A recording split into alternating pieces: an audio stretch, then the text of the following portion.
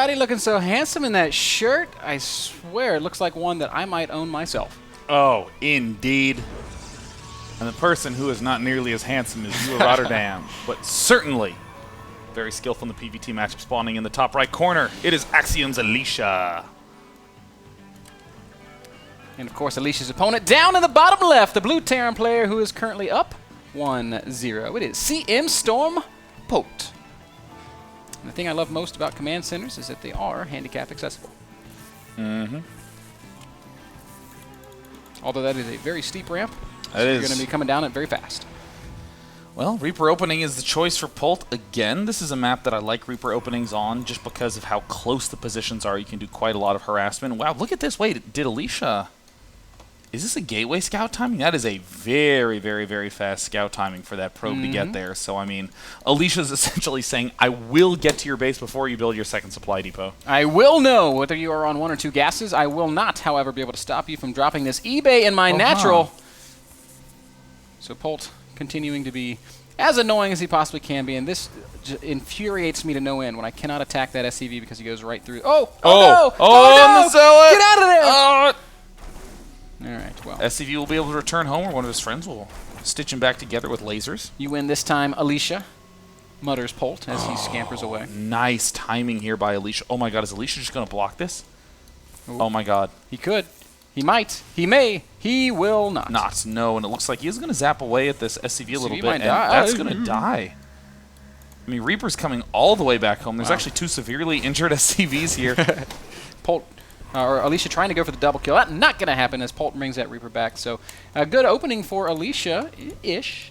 I think this is a smart move to head out with the Mothership Core. There's 2 extremely vulnerable SCV targets, and hilariously, they are both right there at the front. So with that Reaper arriving, the Stalker will easily be able to repel that. The Zealot Stalker composition going to be fine to hold things off in the opening.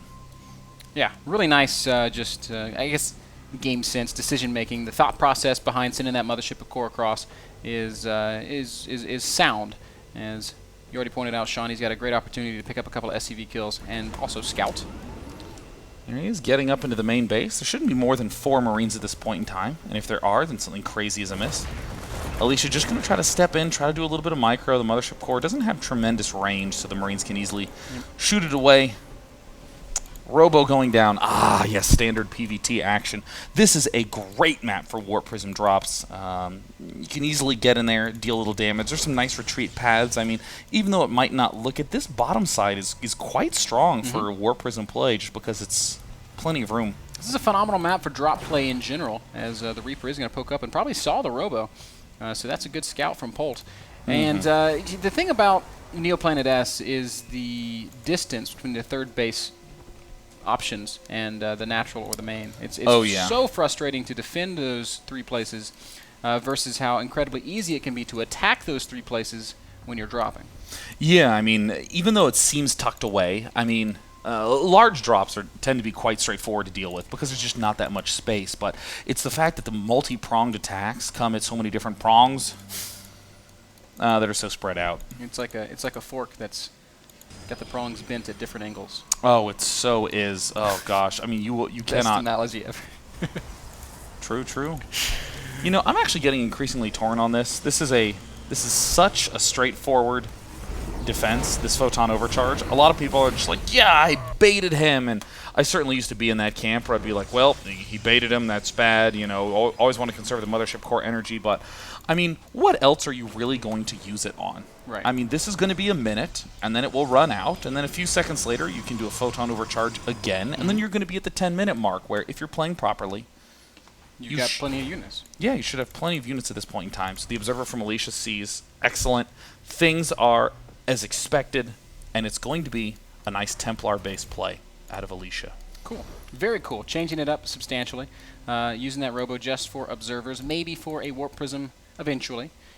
Meanwhile, it's armor upgrades spinning on the Forge and extra gateways going down. So it will be gateway-centric, as you already pointed out. Templar Archives going down. I mean, very often in a position like this, you would love to go for Dark Templar to do some harassment, you know, keep the Terran player on his toes. He's not going to be muling as much, so he won't have his additional barracks out as quickly. But we've seen Alicia, you know, show his hand. He likes to play defensive. He likes to play stable, so he's just going to go for Storm immediately. We're actually not even seeing speed for Zealots go down yet. He has no intent to be aggressive. He's just going to play pure defense.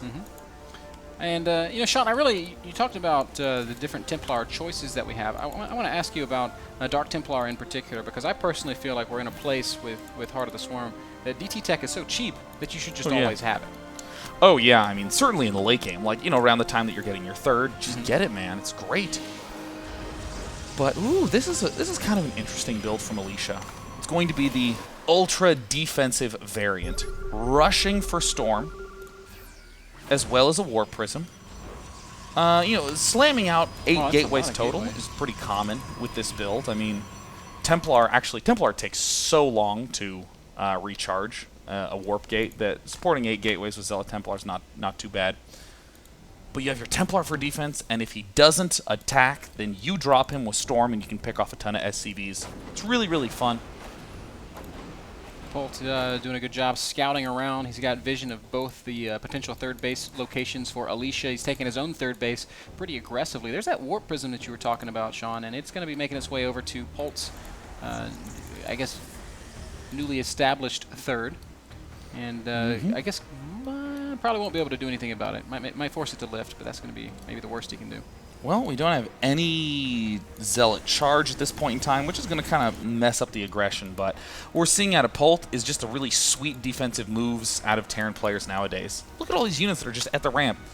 Polt ain't going to move out with those until he has plenty to deal with the defense. In fact, the units that are at the front are just there to try to contain the Protoss player. It's not even the full force. He doesn't want to try to deal massive amounts of aggression. He's just going to chill. So we see a single Zealot moving out for Alicia, and he's going to be sending out quite a lot more. It's going to be a Storm Zealot drop. Oh, this is fun. So Zealot is going to show up, is going to see exactly what the dilly is. A couple more Zealots going to be unloaded as well. There's the Storm going down nice move. On the bio in the medevac. Now, the units there will be able to clean up the Zealots, and while it was a cute move, ultimately it deals not so much damage. So Polt will successfully secure his third expansion. Now he has units there, so further aggression going to be really hard to pull off.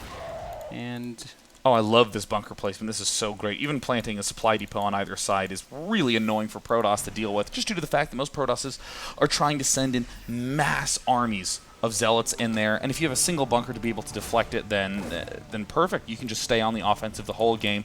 Uncharacteristically early engineering base coming out of Polt. He tends to wait a long time to get those upgrades up. Storms don't kill anything per se, but do permit that probe to stay alive. Polt wanted to get that probe, didn't quite manage to pick him off there. Once again, a very late third base from Alicia. 13 minutes, it goes down. And the result of this is going to be... Uh-oh. I mean, this is the exact reason why people build 2 Vikings blind. You're either going Colossus, or you're going Warp Prism. Yeah, or you're going Templar Warp Prism, or you're going Templar no aggression, which is great. In which case, you can still scan and kill observers. Easy peasy. Barracks going down, going to go up to 8. Polt just de-emphasizes upgrades and emphasizes macro. He wants to get out as much stuff as possible. So, I mean, most Terran players wouldn't be attacking until 16 minutes or so, just kind of chilling, harassing. Polt's going to be able to get much more aggressive much earlier due to his barracks count. Looks like Alicia is mobilizing a little bit, pushing out, trying to chase away that ever-annoying scouting factory. Third base is finishing up right now for our Protoss player. Polt with 2 waves of units, just like we saw on Belshir Vestige. Oh, he's going to run right into a Storm and eat a lot of damage. But is there enough here from Alicia to actually repel this initial army from Polt? On the other side of things is Marines and Marauders storming through and getting stormed on top of. Gosh, I mean, there's just such great storms by Alicia. I mean, this is exactly why players love rushing for Templar. You might try to rush for Ghosts as Terran, but that's super easy to hold off because you're not really going to have that many Ghosts. You're definitely not going to have a lot of Marine Marauder if you do go for the fast Ghost. So. Oh, good target firing there by Polt, but he's going to lose so much bio at the cost of, or in exchange for just 2 high Templar. Polt's still pushing the issue, staying active with this army, but it looks like he's not quite willing to fully commit to a big fight just yet. 170 supply over 150 with Polt ever so slightly ahead. I mean, dang, Alicia's staying on point with those upgrades, man. Just a single forge is already brought the Protoss player to 1-2. Polt with his characteristically late ups, doing this nice split up, and these aren't even like harassment forces. These are straight up attack forces, Ben. Yeah, Polt. Oh, again, he's going to get stormed, and he's going to eat so much damage. Just great storms from Alicia just constantly. Notice the observer placed over that army. That's what's giving him the vision he needs to land those great storms. Oh, but Alicia is so watchful. He is not missing a single one of these counterattacks, just instantly spreading, sending in a ton of zealots, but this is what makes Polt so scary. He has so many Marauders, so they can tank a ton of damage. They're going to be able to withstand not just a single storm, but the next volley of zealots, and suddenly Alicia is in danger position. Is so exposed. Oh my god, the Colossus is right in the middle of things, but that's fine. Photon overcharge, and the Colossus repel. So Alicia with a successful defense. That was impressive for me. I thought Polt was going to do more damage than he did. But Alicia turns it away, and ironically, Sean, Alicia's doing exactly what you said maybe he should be doing here in game number 2, using masses of Templar to defend the multi-pronged aggression and building up towards that in-game army that we know is so hard for the Terran player to deal with. Weirdly, right now, right after barely staying alive, is one of the best times for a Protoss player to expand.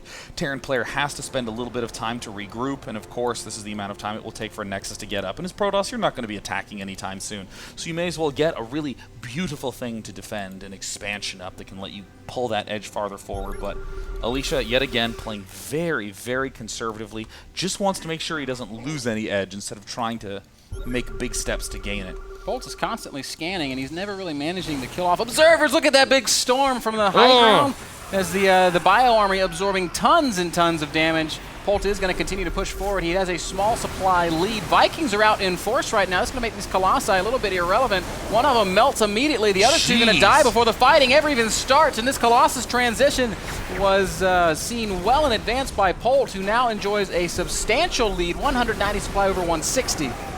God, I mean, Polt makes this look so easy. I mean, he had not too many ghosts, but just enough.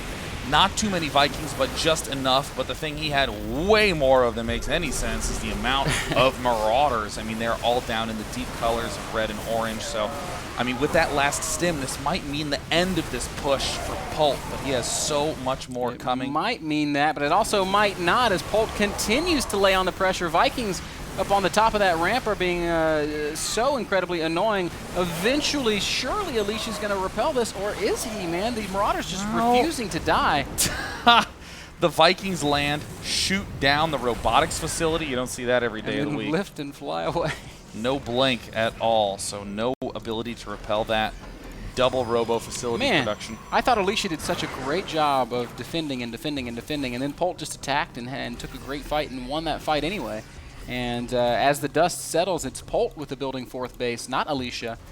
And substantial supply lead as well, 170 Terran supply against 120 Protoss. I mean, this is just an example of good fundamentals in action. Out-expanding the Protoss, the bottom right 4th almost done. 3-2 wrapping up for Protoss, but Templar don't quite have enough. They're at 72, 73 energy. They charge at about 1 every 2 seconds. Are there any Templar in the main?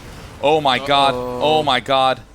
This means that Polt can both run away from the storms and deeper into Alicia's base. Simple target fire on that Nexus. Marauders deal way too much damage to that Nexus. Oh, absolutely. There, a single storm falls on 3 Marauders, and they just kind of sit there and eat it. They're not worried about it. Natural Nexus was killed, and more damage still being laid on. And you know what? Even if Alicia cleans this up, look back in the natural of Polt. He has a huge army. Jeez. Command centers going everywhere, spreading out to all corners of the map. Extra orbital commands, Polt just chilling calmly at 68 workers, 66 for Alicia. Not even going to try to retake his natural expansion, really just trying to take the big win by going for that extra base. 2 Colossus in production. Polt doesn't care too much for that. Has a 2nd starport with a 2nd reactor. Yeah, Polt's just doing everything right here, man. He has hit every switch, he's made every transition, and has had no issue at all dealing with what little aggression Alicia's thrown his way, and of course piling on so much aggression against his opponent. Oh gosh, this expansion is a sitting duck. I can't believe how clean and simple and elegant